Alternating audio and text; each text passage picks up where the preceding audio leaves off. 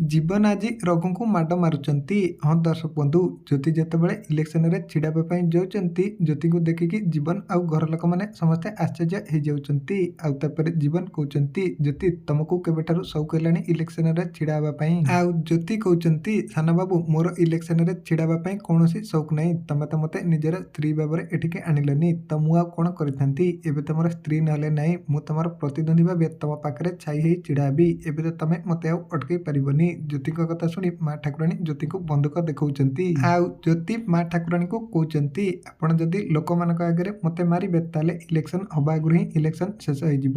ଏମିତି କଥା ଶୁଣି ମା ଠାକୁରାଣୀ ବନ୍ଧୁକ ତଳକୁ କରୁଛନ୍ତି। ଆଉ ତାପରେ ପବନ କହୁଛନ୍ତି, ଜ୍ୟୋତି ଭାଉଜ ଜିନ୍ଦାବାଦ ଜିନ୍ଦାବାଦ। ଏହାପରେ ଜ୍ୟୋତି ଇଲେକ୍ସନରେ ଛିଡ଼ା ହେବା ପାଇଁ ଫର୍ମରେ ଯାଇ ସିଗ୍ନେଚର କରୁଛନ୍ତି। ଆଉ ଏମିତି ଘଟଣା ଦେଖିବା ପରେ ଜୀବନ ଆଉ ଘର ଲୋକମାନେ ସମସ୍ତେ ରାଗିକି ସେଠାରୁ ଚାଲି ଆସୁଛନ୍ତି। ତେବେ ଦର୍ଶକ ବନ୍ଧୁ, ଆପଣମାନଙ୍କୁ କ'ଣ ଲାଗୁଛି ଏ ଇଲେକ୍ସନରେ ଜୀବନ ଜିତିବେ ନା ଜ୍ୟୋତି ଜିତିବେ?